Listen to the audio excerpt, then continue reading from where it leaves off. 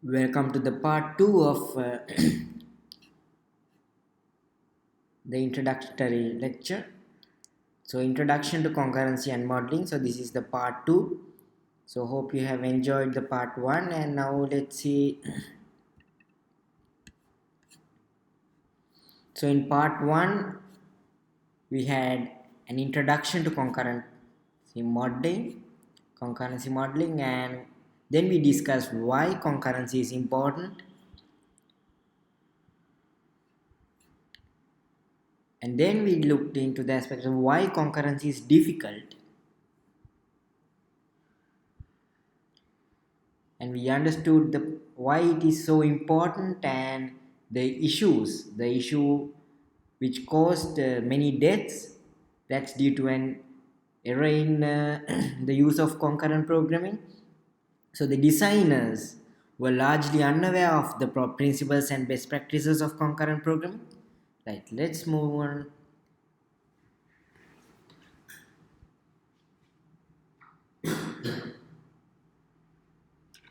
to the next aspect, and it's so here we have an understanding of issues and problems that can arise in concurrent program. So you should have an understanding of principles and techniques used in concurrent programming and an appreciation of how it is practiced.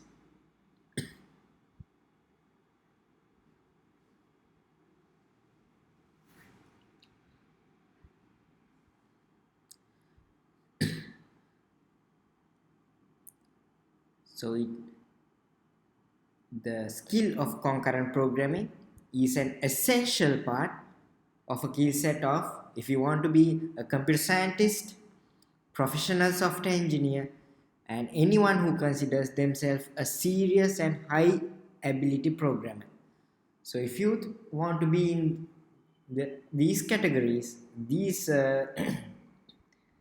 you want to play the roles of a computer scientist or a professional software engineer, or anyone who considers themselves a serious high ability programmer, you need to have the understanding of concurrent programming. So it is an essential part of the skill set. You should be armed with concurrent programming skills if you want to be a computer scientist, professional software engineer, and anyone with a serious high quality ability, the high ability programming. So new problems that arise in concurrent world. So let's look into the new problems that arise in the concurrent world.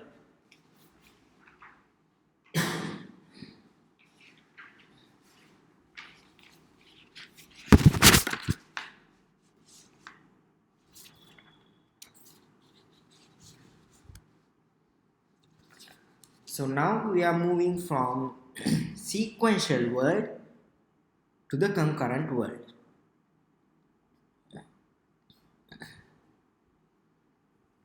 So in previous slides we look into the difference, we understood the difference between sequential and concurrent.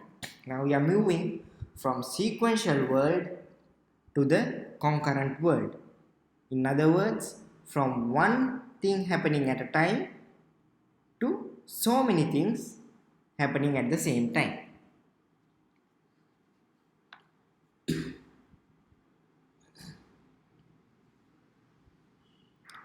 So we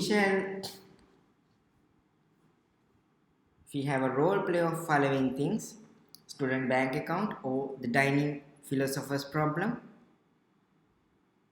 These simple concurrent systems will allow us to investigate many of the issues, problems, and solutions that arise in concurrent programming. So in order to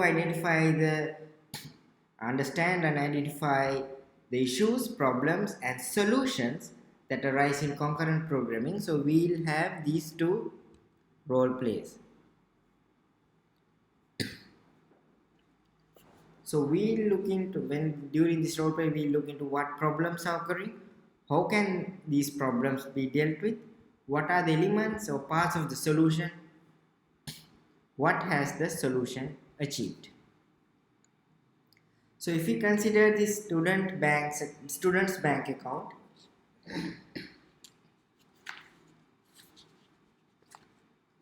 initially Rick has the balance of 100. The student loan company deposits Rick's loan of 1000, and Rick treats himself to a new iPad for 400, and you have several actions like this.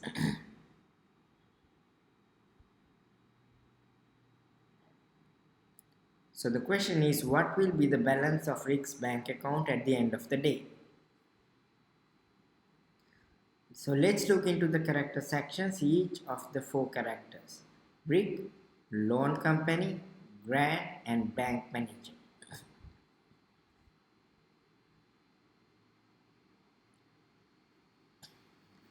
So these characters performs the same sequence of actions.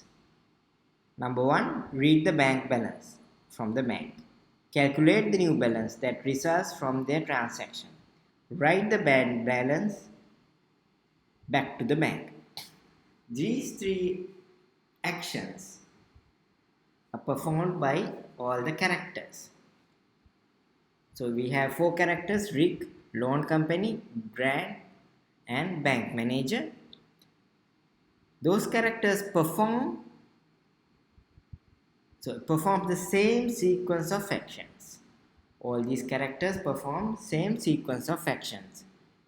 Number 1, read bank balance. Number 2, calculate the new balance. Number 3, write bank balance. So what can happen? So if everything goes okay, you will have this. The Rick's balance is 1200, and he can spend all day working on his iPad to improve his buildings on Minecraft.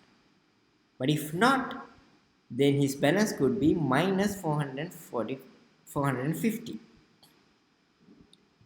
So you can see the sequence matters a lot. So we have various concurrent actions. So we have 4 characters which perform same sequence of actions.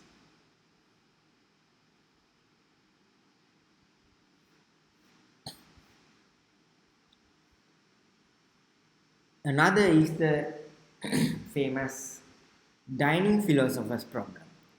The dining philosopher's problem is originally from Dijkstra in 1965 and later developed further by C.A.R. Herroy.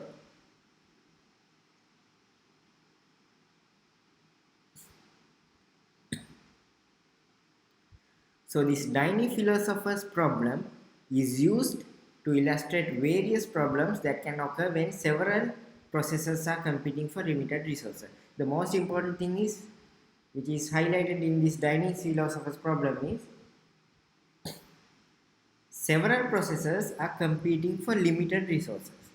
So we have several processes competing for limited resources. Now here we have 5 processes. So this is the layout of dining philosopher's table. You can see. So we have 5 processes. In this example, we illustrate various problems that can occur when several processes. So we have 5 processes are competing for limited resources, and you can see the resources are limited. Given the layout of philosopher's table, so you can see as depicted in this figure, the problem is as follows. There are usually 5 philosophers who spend their time alternating between thinking and eating. And they have thought for a while, they get hungry and enter the dining room, sit at their allotted place round the table.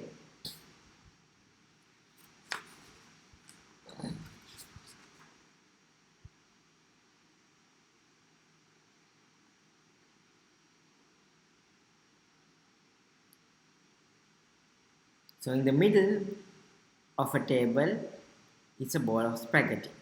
Between each pair of philosophers is one fork. Before an individual philosopher can take and eat some spaghetti, he must have two forks. One taken from the left and one taken from the right. So between each pair of philosophers, there is only one fork, but before an individual philosopher can take and eat some spaghetti, he must have two forks. Two forks, one from left and one from right. Now you see the resources are limited. We have 5 processors but limited resources. The philosophers must find some way to share forks. Now the only way is to share the forks, so that they all can enjoy the spaghetti. So the philosopher's behavior. The behavior of each philosopher is a cycle.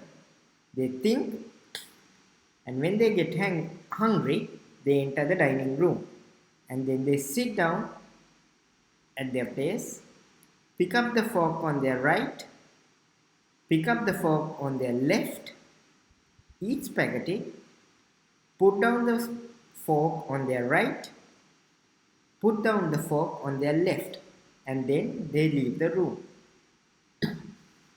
Now we can see the resources are limited and they don't have forks for everyone, so there's only one fork between two philosophers, but they need two forks to enjoy the spaghetti. One on their right hand, one on their left hand. So there's a sequence of actions. First they think, when they get hungry, they enter the dining room. Number 2. Number 3, they sit down at their place. Number 4, pick up the fork on their right. Number 5, pick up the fork on their left. So number 4, coming back to number 4, pick up the fork on their right, which is their fork. After that, number 5, they pick up the fork on their left, that is their neighbor's fork. Eat spaghetti. Number 6. Now in number 7, we put down the fork on the right and then put down the fork on the left and leave the room. So in this role play, you can do a role play, get into groups of 5, pick up this Dynamo Philosopher pack.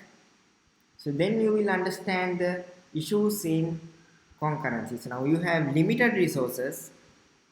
The resources are shared. The limited resources are shared among the processors.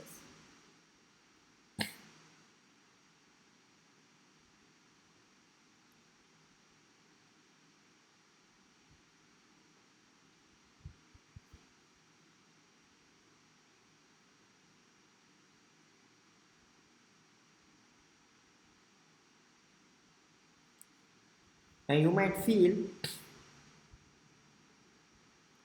so shared objects and associated problems of interference if concurrent activities are allowed to free access to such objects. So this leads to the need of mutually exclusive access to shared objects. So we'll be discussing these things in future slides. And so the outcome of this slide is, now after this activity, so we feel that we need some form of coordination or synchronizing the actions, otherwise, because the resources are limited. So we need coordination and synchronizing. And the absence of deadlock. So if we have a deadlock, is a case where the program stops and makes no further progress. So maybe two processors are waiting for each other. So it's like a deadlock. So we should avoid such cases. So we have correctness properties. So we have safety properties and liveliness properties.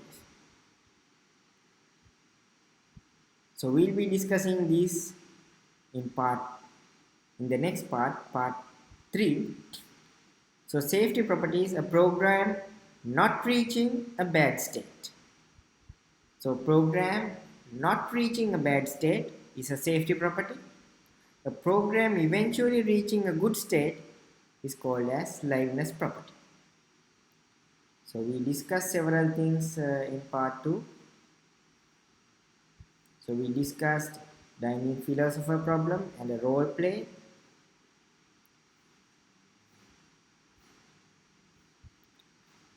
And we discussed the student bank account scenario.